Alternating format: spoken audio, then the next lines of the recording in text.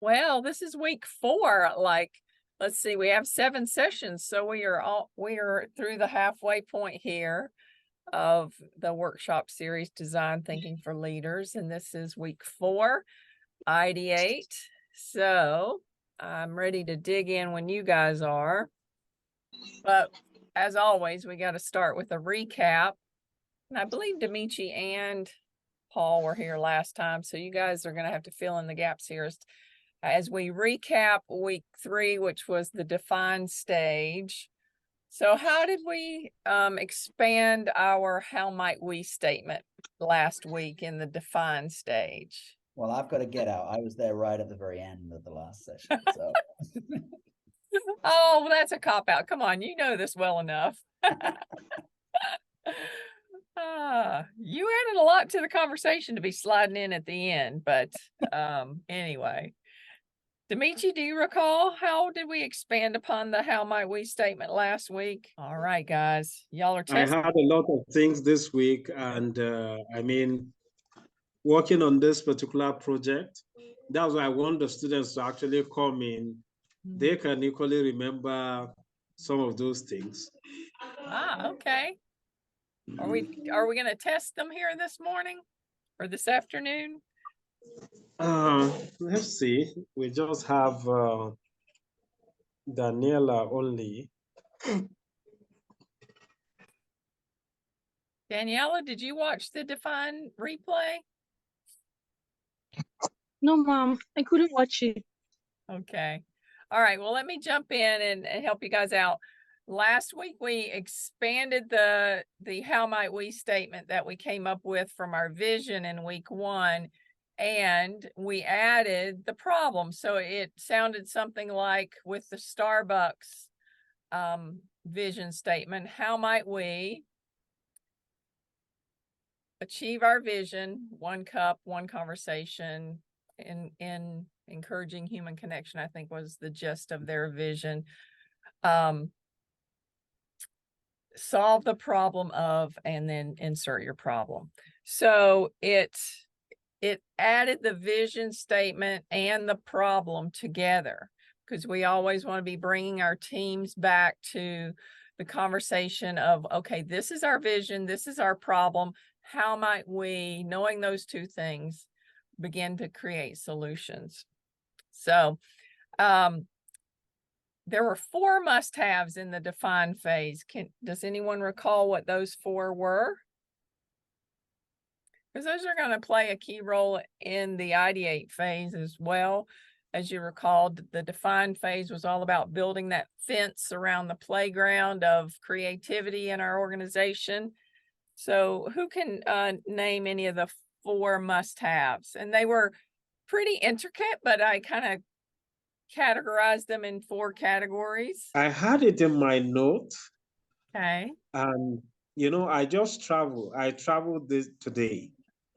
Yeah, that's right. You told me you were traveling today. Yeah, and my head is actually spinning in the cloud. That's okay. Mine's on migraine medication, so we're together with that. Okay, there were 4 must-haves. The first one was human-centered. So the define phase has to be human-centered. That physical, mental, and spiritual element has to be involved in it. The second one was creative freedom with guardrails. That's brings in those questions. Is it viable? Is it feasible? Is it desirable? The third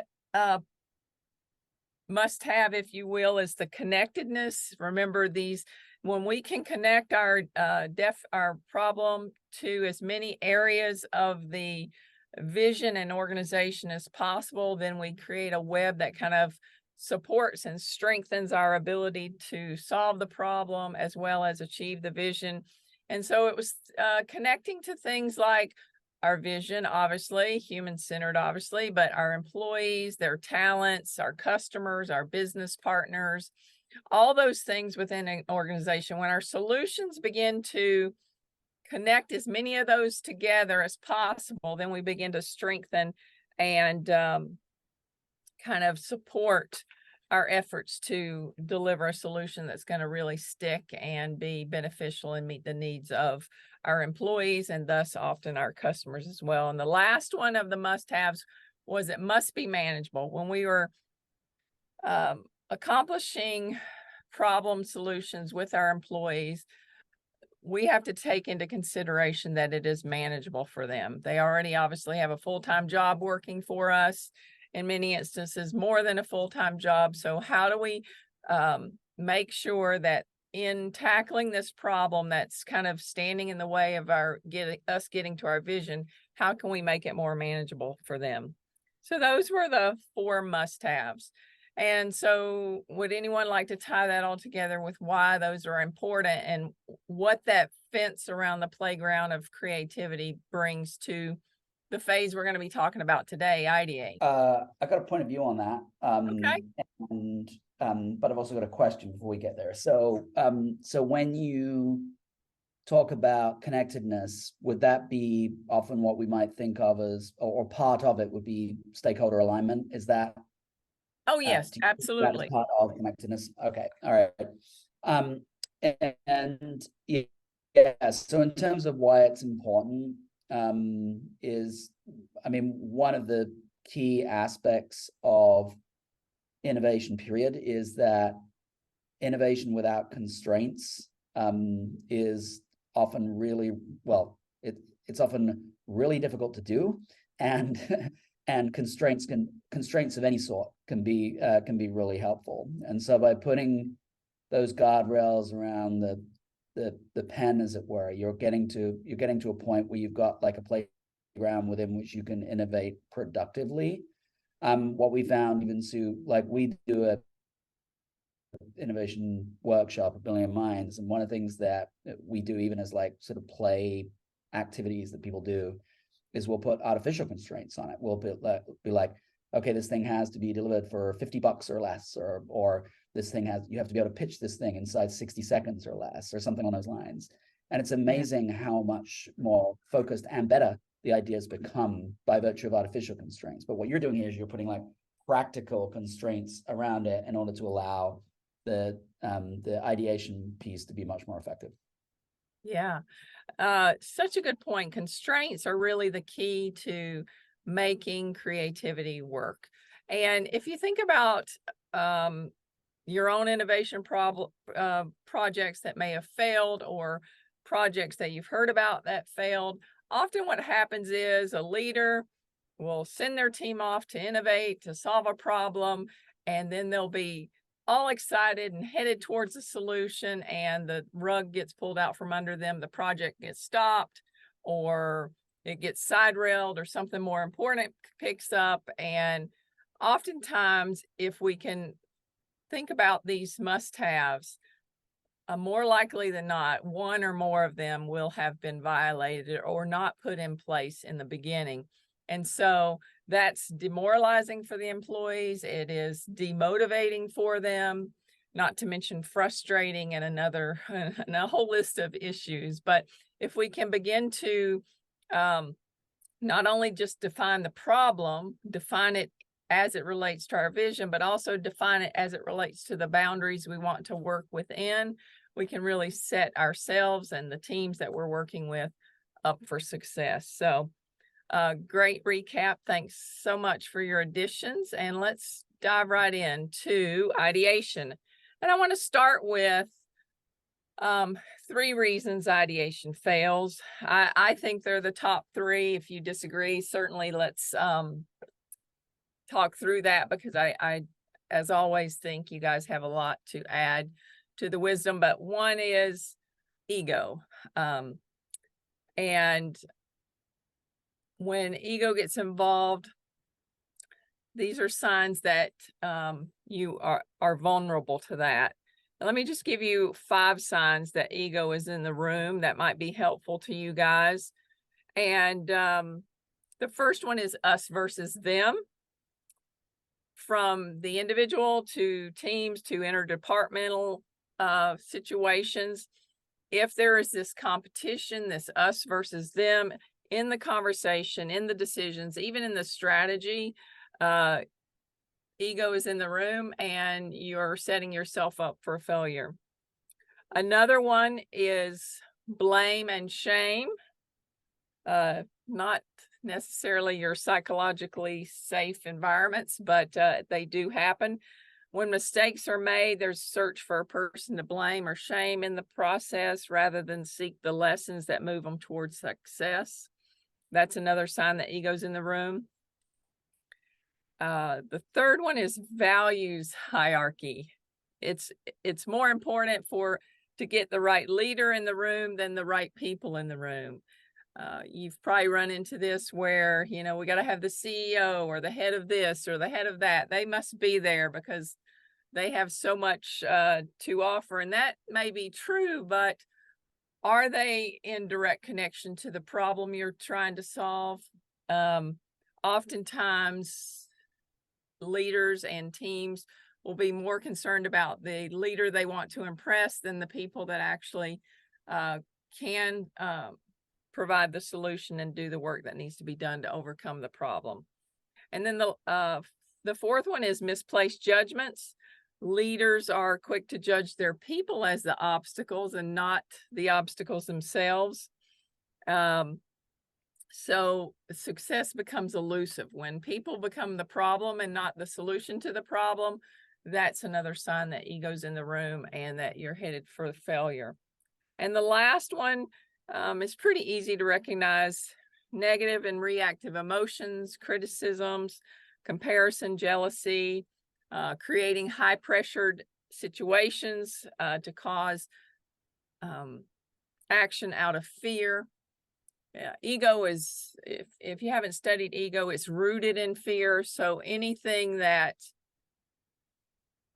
causes that condition, whether it be constraints or pressures from leaders or whatever the case may be, if you're putting your individuals in a position of fear, egos are going to arise. And once ego is arisen, then you have really set yourself up for failure.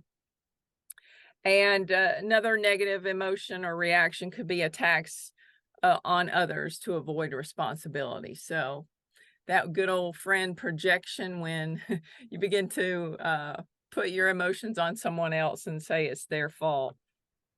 But any other additions to how you know ego is in the room? Hello, Karen. Yes. Yeah, you mentioned ego is actually rooted in fear. Yes. What of insecurity? Well, insecurity and fear, those words could be used interchangeably, but yes, they are connected. So insecurity would be an element of ego. Yeah, and commonly ego is often thought of as being a projection of insecurity. Mm-hmm. So if one has feelings of insecurity of any form, then an overt display of ego can be a means of compensating for that. Sure. Exactly. And I saw a post, they were a leader and they were talking about ego from the standpoint of, someone that has a title and has a position, but ego does not necessarily have to be, someone with a big title or a big position. It could actually be the lowest person on the totem pole. If they're insecure and they're wanting to impress that leader or impress their teammates or anything else for that matter, they may speak up without thought. They may retreat and not speak up at all. Ego wears many masks, and I actually have a post I could share perhaps later, but it doesn't always have to be the loudest and biggest person in the room, vying for attention. We can vie for attention in ways that aren't as boisterous as you might consider ego. I got two that I think I would add, Karen. So one that we've seen a lot is, I call it typecasting, but basically what I mean by that is that people are being judged by virtue of what they do in the company formally, what their role is, things like that. So in other words, they're either being counted or discounted based on the preconceived idea of who they are, which itself is preconceived by the role that they have.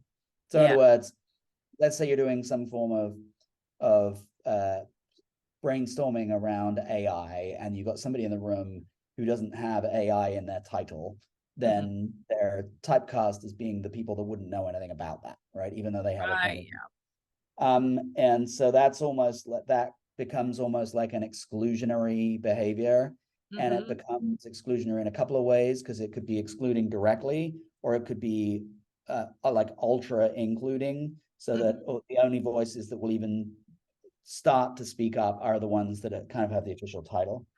And then related to that is what I think of as charisma, which is sort of like the voices that are the naturally charismatic ones are the ones that are heard. It's almost like a style over substance thing, and the ones that are that have less charismatic ways of conveying themselves are excluded. So we've seen that those as signs as well.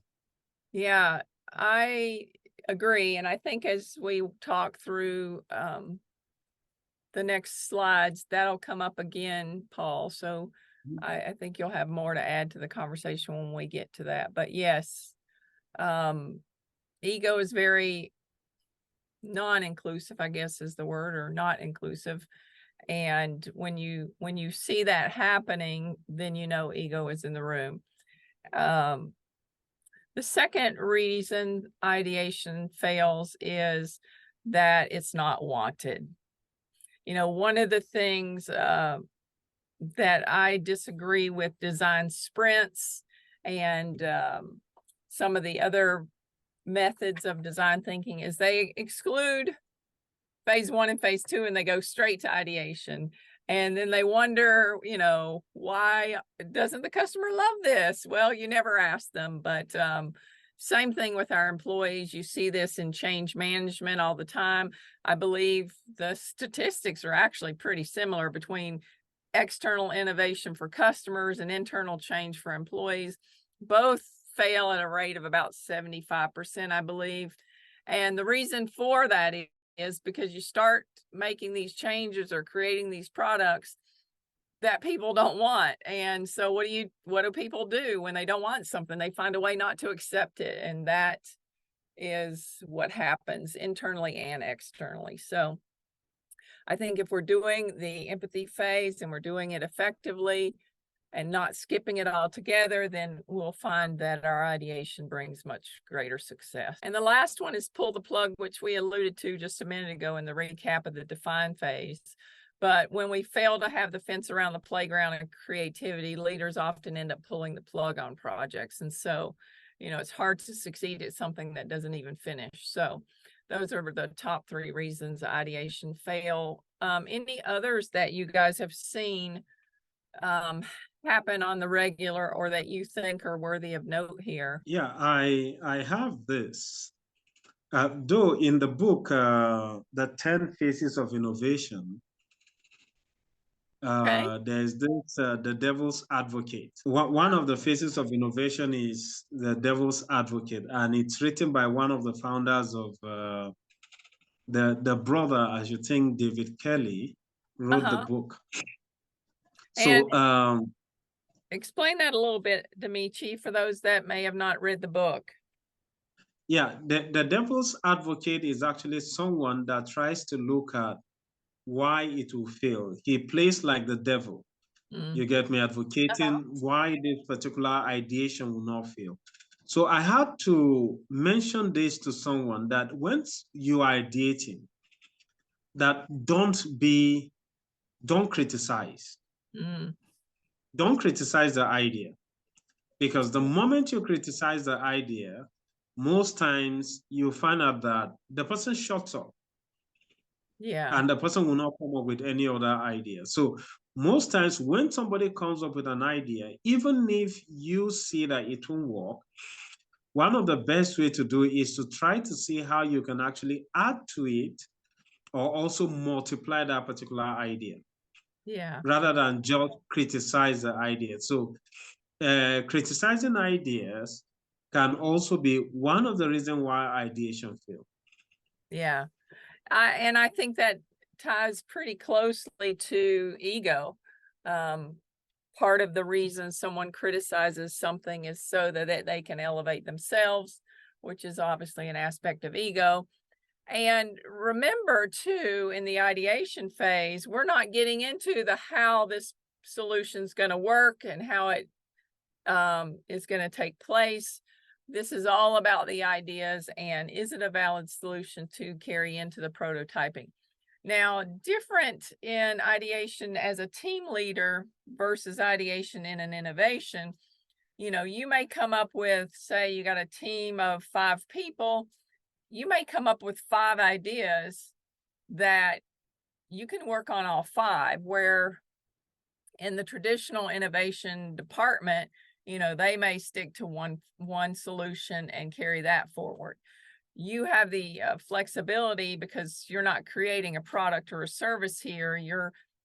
You're innovating to eliminate the roadblocks that are keeping you as a team from your team vision.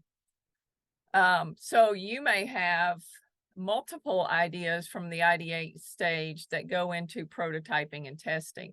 And you may have, you know, a group of 2 people working on it. You may have 1 person working on a problem. It's going to look a little different, where with a innovation team, you say there's 5 people on the team, you're going to take one idea or maybe a combination of ideas and carry it forward as a team. In design thinking for leaders, you may carry multiple solutions forward and your team may be divided up in different ways as to who carries what forward. So it's a little bit different in that regard. Any other comments before you go on to the next slide? Can I offer something on the negative feedback thing, Karen? Yes, please. So this is interesting. This is a really interesting one, and for a bunch of different reasons, because there are times, of course, when you do want the negative feedback, but it's almost like you got to get it at the right time. Right. And get it at the time when it is time to stress test the ideas and so on. Because it's important for all of us to remember that it is a lot cheaper to shut down something when it's a thought than it is to shut down something when it's a product, right? Or something you spent a ton of money on. So, and it's actually much more difficult to garner negative feedback than it is positive feedback. So what's worked well for us is that we tend to combine this sort of stuff with the 6 thinking hats stuff that De Bono does, because what that does is that describes the devil's advocate type thinking as a particular thinking style. In other words, not characterized by a human, even though certain humans may deliver it more. We're all capable of delivering positive and negative feedback. And so what ostensibly you do when you're working in that type of environment is that in the ideation process, De Bono would say you're using yellow hat thinking, and in the devil's advocate process, De Bono would say you're using black hat thinking. And so it's kind of easy to police that, because then you're saying, this is our yellow hat phase. We will have a black hat phase, but that's not that time right now. We will move collectively on to stress testing these ideas later on. And so it's not that devil's advocate thinking is bad. It can be really good. It just needs to be aligned to the thing that you're doing at the particular time. Yeah. And I don't use that exact terminology, but we are going to get into how we can target our brainstorming a little better using that fence playground analogy as a target. So thanks for adding that, Demichi and Paul, both of you. Good discussion. So let's talk about 6 ways to ensure ideation success. The first one is intuition. You know, once the problem has defined, which is in light of our vision, how might we insert the problem? Give everyone on the team time to step away. Often what happens is we all get in a room and we just start throwing everything at the wall. We come up with, 100 Post-it notes and we rank them and vote on them and all those wonderful things. And we are missing out on the creative gold mine of our intuition. If you look at Steve Jobs, Albert Einstein, Tesla, all of these famous innovators, inventors, they relied on their intuition. I believe it was Thomas Edison who would put himself in a nap state with a metal ball in his hand above a bucket. And the minute he fell off to sleep, he would ask himself the question. The minute he would fall off to sleep, Noticed how difficult it is to collect. Oops, the metal ball would hit the bucket and it would wake him up and he would have his answer. Steve Jobs loved taking walks in the woods. I think we can save ourselves a lot of time, frustration, arguments, a lot of things if once we had our question here, in light of our vision, how might we solve the problem if we would give our team some time away? Time to reflect on the question, time to let ideas come in rather than to think up ideas. That's where the gold is. And I think if we want to set ourselves up for success, we want to give that time, give them time. I believe there's even I won't be saying the name correctly. I should have written it down.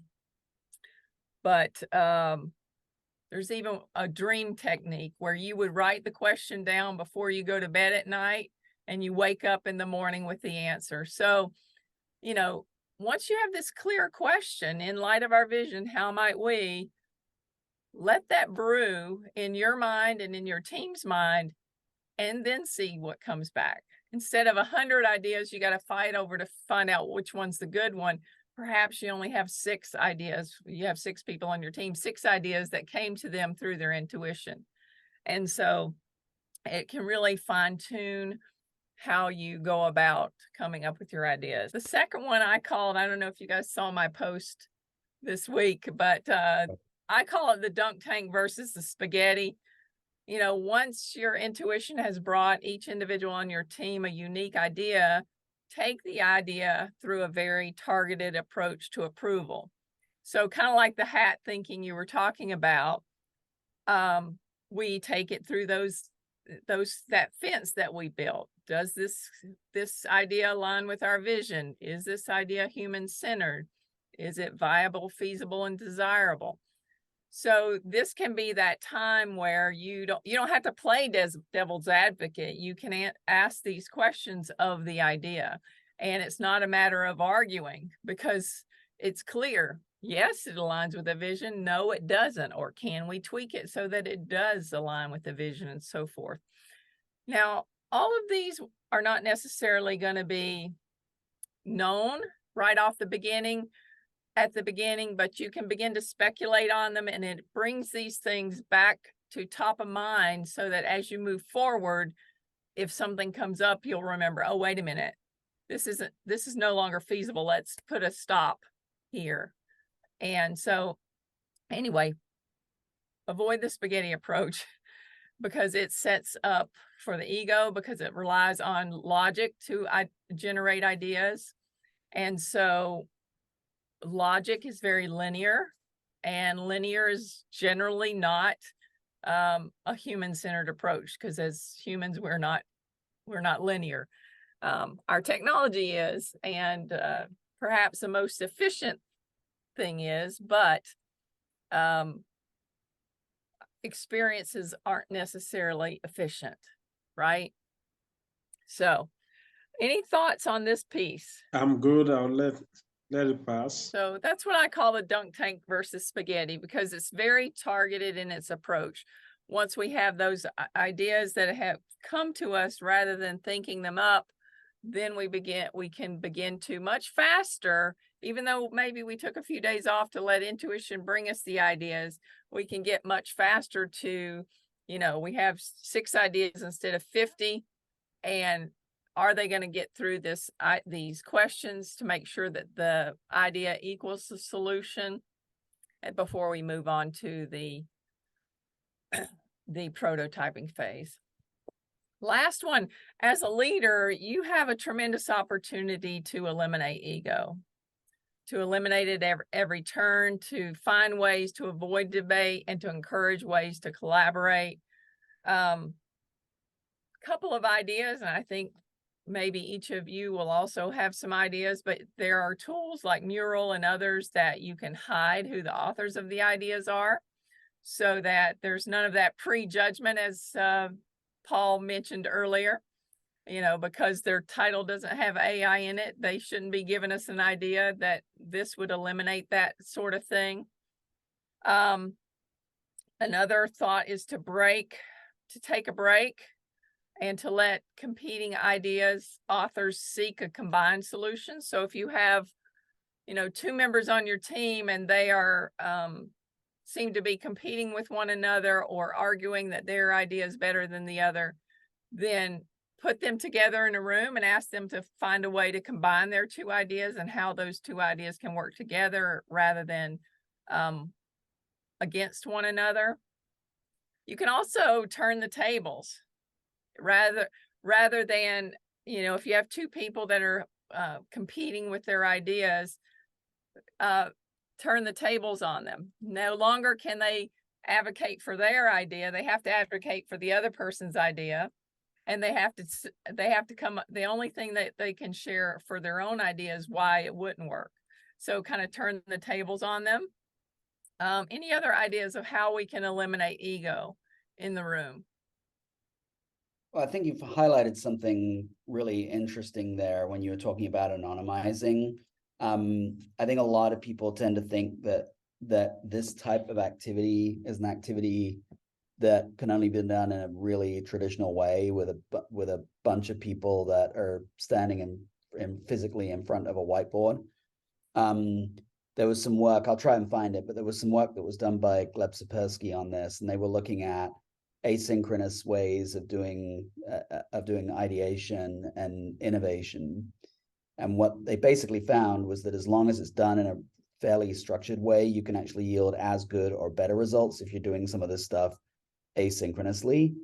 Part of that was centered around the stuff that you're talking about here, right? As in what you don't want is the most dominating personality in the room to be the author of everything, right? And if you can use these types of techniques, then you can eliminate pieces of that. And so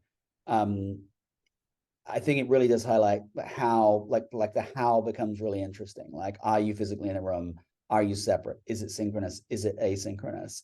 All of that, we have tools at our disposal now to really try to allow us to get rid of ego really well. Yeah, and as a leader, you have tremendous influence on your team. And so by remaining neutral between people's ideas and pointing out the good in each idea and putting it on the two that are perhaps disagreeing to come to a resolution, you I guess prohibit or at least play down the opportunity for egos to get stronger and take over, you know, the influence of the team and where it's headed. So any other thoughts on how we can eliminate ego? Probably have some conversation on this one. Allow bad ideas to unfold and avoid killing an idea the minute it's presented. Get curious, ask questions, dig deeper, mine for the gold in the rocks and the dirt. Now, this is where I thought of what you were mentioning earlier, Paul, about people that are maybe not as articulate or secure and confident in their communication. Oftentimes, and you know, I'm an introvert, which many people don't believe, but I am.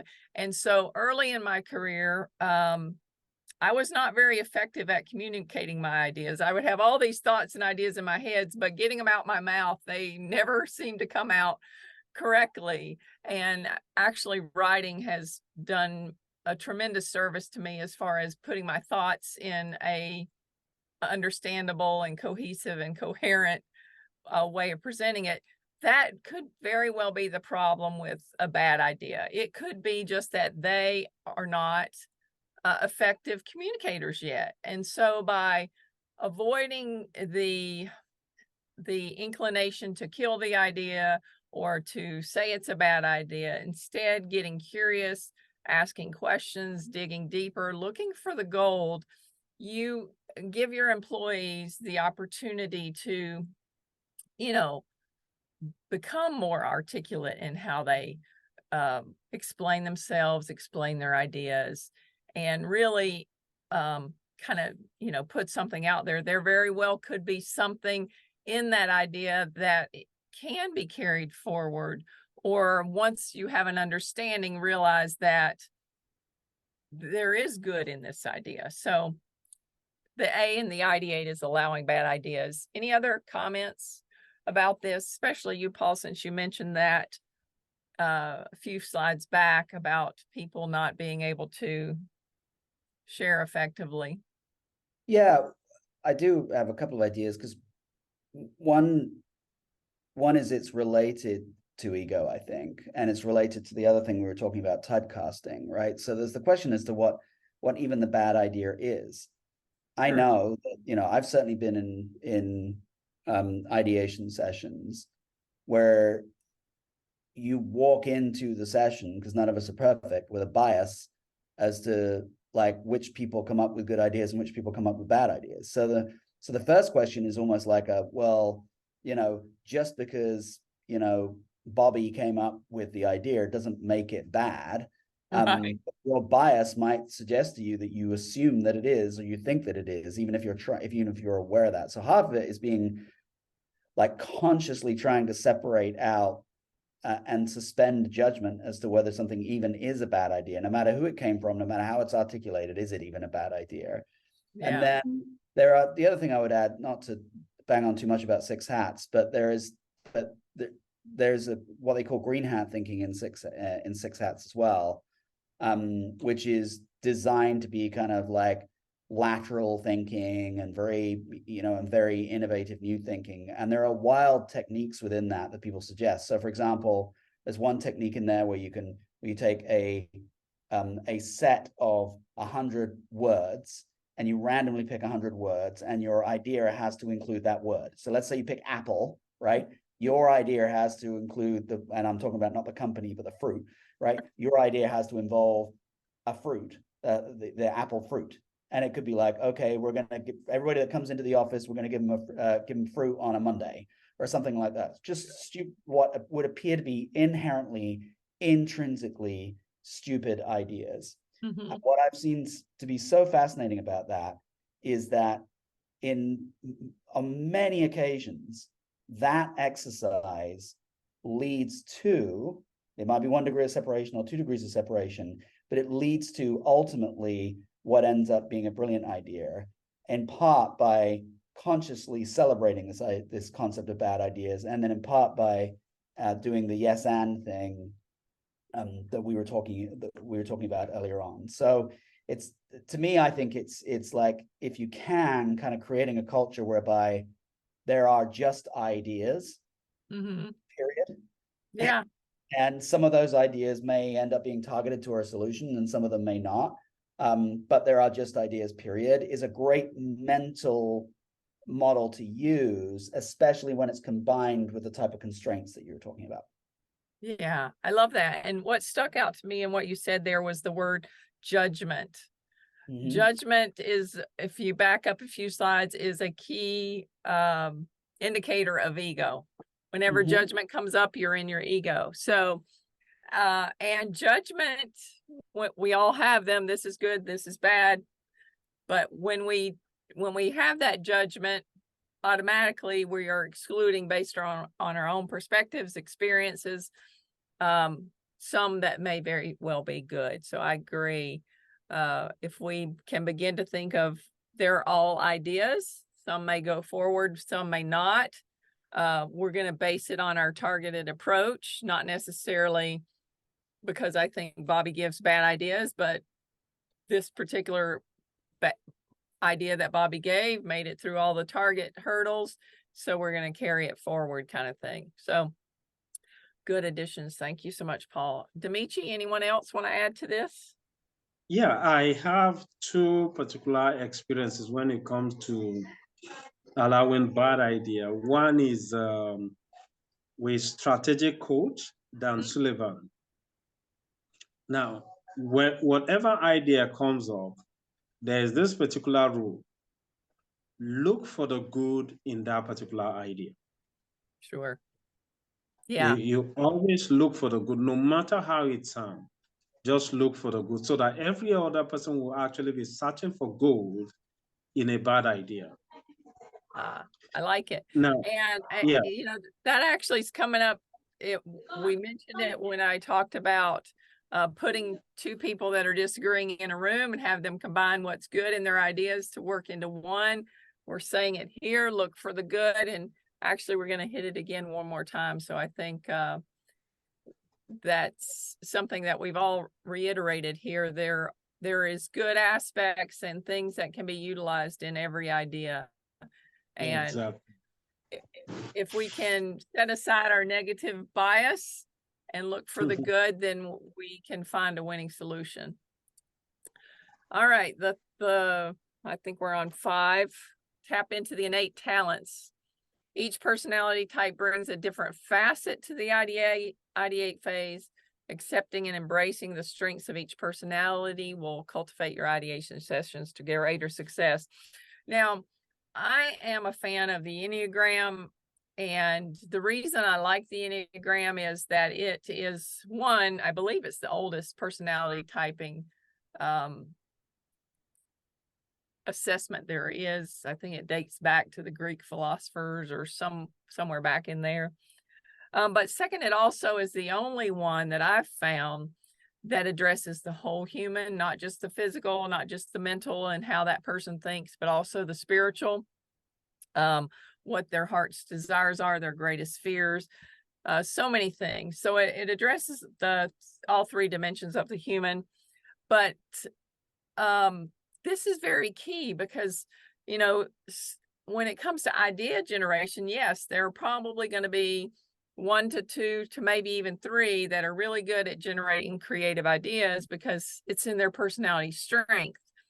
But the other personality types still can bring a lot to your ideate phase, and they bring it through their own strengths. For example, I'll just give you a couple examples using the Enneagram.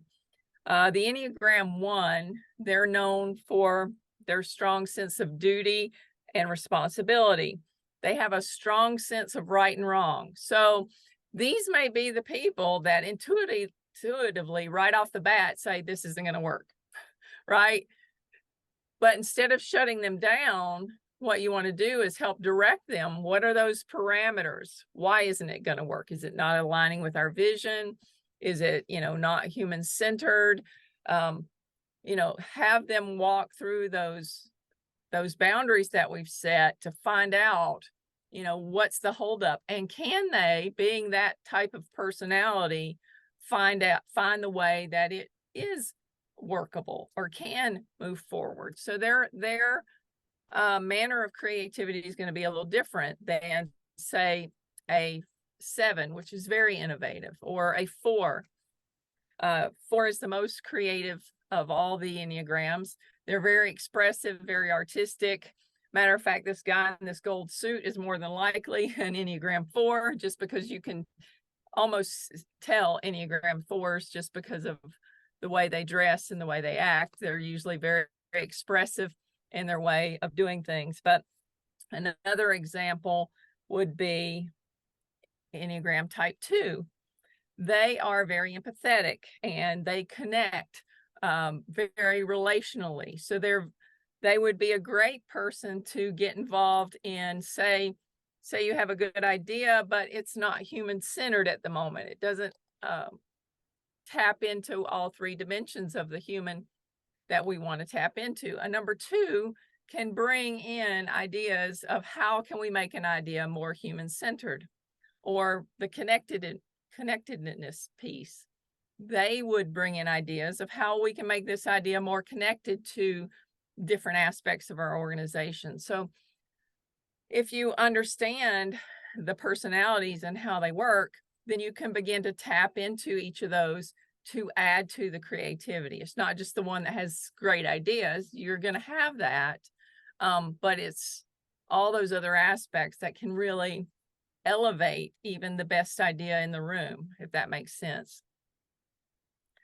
This is kind of one of the many benefits of the Cultivate app that I've mentioned a couple times that I'm trying to get beta testers for. The app, in as little as 5 minutes a day, helps leaders begin to understand their employees and how they can compliment them in meaningful ways, how they can help them grow in meaningful ways, how they can even begin to job craft to make their work more enjoyable and more aligned with how they are in the world. So tap into the innate talents. Any other thoughts or comments on this? Okay, and the last one is, which we've touched on in a couple different ways, embrace the differences, elevate the good that each individual brought to the table. Again, it's not just about, oh, Sally brought a great idea, but, you know, perhaps John made it more human-centered, or Sally or Susie made sure that it was viable, feasible, and desirable. Everyone brings to the ideation phase different aspects of themselves. And so as a leader, it's important that you see the good in everyone, not just the idea. Don't make it just about the idea, but make it about the entirety of the situation. Any other thoughts? Because I think this came up several times, so you guys probably even have more to add on this. Paul? We actually, yeah, we did some work on this specifically that might be useful for you. What we, when we were doing a couple of our innovation workshops a couple of years back, we started to try to get a sense as to how participants felt at the end of an ideation session. And what we found was actually kind of shocking. I'm actually about to write an article on this, funny enough.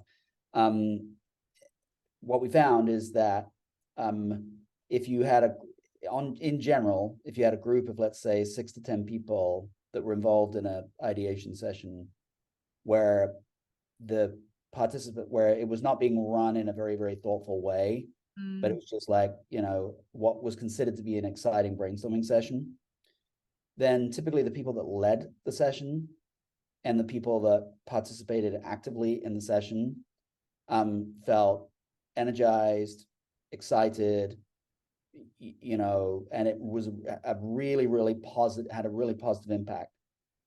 But, and then it was up to like 60% of the people that were participating in it felt excluded, ignored, and it actually made them feel worse about their team and their organization and their company. So what we have a tendency to do is just look at to your point, is look at the output. Did we come up with a great idea? Look at the people that were thoroughly engaged, and did they enjoy it? And ignore the unconscious acts of exclusion that are potentially happening in that environment. And so it's really important to have an understanding, because number one, if those 60% of people are feeling excluded, then you're leaving all of their contributions on the table, like they're being ignored ostensibly. But number two, you're literally walking out of there with more than half of your people having a negative view of you and of the company and everything else that is happening. So watching for that and managing it appropriately is almost as important as the idea itself. Yeah, I would say as important, because especially when you're talking about design thinking as a means to achieve your vision as a team,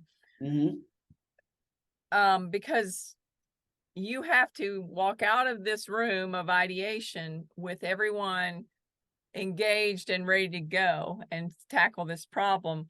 And I would say that's probably the key difference in design thinking for leaders, is at this point, once you have your ideas and you're headed to prototyping, before you go, and we've already had these conversations with our employees individually in the empathy phase, you want to find out, what about this solution? What about the potential to create this solution excites you? Because you want them to be engaged, to be involved, to bring the talents and gifts that excite them, that raise their energy, that make them want to jump out of bed the next day to get to work on the problem. You want them to bring that person, that best self of them, to the next phase. And so, you know, design thinking for leaders truly has the power, which we haven't talked much about here up until this point, to check all the boxes for DEI without spending a dime, because you are looking at the gifts and talents of your individual. You are, you know, attuning yourself to them and asking them, you know, what excites you about this? You know, it may not be in their daily role, but it may be something that they want to do because it excites them. So it really can have a powerful impact on each and every employee if we look at the individuals, not just collectively, but as an individual and what they could bring to the table. Because every teammate brings so much more to an organization than just the role that they play every day. And that potential is so untapped in most people today. That's why I think less than 30% are engaged. I think I've seen it as low as 13%. But when you are just looking at a person for what they do for you physically and not the gold mine that's beneath those actions, then, you know, they get very demotivated and what may even appear to be lazy on the outside. Recap and review. We're at the top of the hour, so I won't get into too much of this, but what stood out to you today? What was new? What questions do you have? Final thoughts? I'd just say it was very useful. Thank you, Karen. It's always thought-provoking. Thank you. Thank you for being here. You guys always bring an added depth to the conversation that I appreciate, really do. Yes, Demetri. Yeah, the talked about, when you talk about strengths, identifying the strengths, that is actually something I just learned, that when brainstorming, you actually make sure that you identify the strength of each individual and try to see how you can actually bring that particular strength to that particular idea. That was a new one for me. Thank you. Yeah. Thank you for sharing. You know, strengths are pretty amazing. One of the things I learned early on, which was always helpful to me as a new individual, if you will sit back and listen to someone and their problems or the challenges that they are facing, and you will empathize with them, you will also find the opportunity of how your strengths can come and help bring the solution to them. So it works both ways. We should look for the strengths in the individual when we're their leader and bring them out at every opportunity that we can, because we're empowering them in new and different ways and helping grow them. But also when we are just an individual in the room and we want to be of service to the group, if we can empathize and listen, then we can see where those strengths that we have within us can really contribute and be of service to the people that we're a part of. So any other questions, final thought? Ready to advance your design thinking skills? 3 opportunities. Follow me and engage further on LinkedIn, or if you have questions and want to email me directly, my email address is there, Karen@Design for Innovation, as well as consider enrolling in coaching and accelerating the implementation of your leading by design skills with your team. And finally, consider bringing Leading by Design into your organization via speaking engagements, custom workshops, and consulting. Want to thank each and every one of you for being with me today.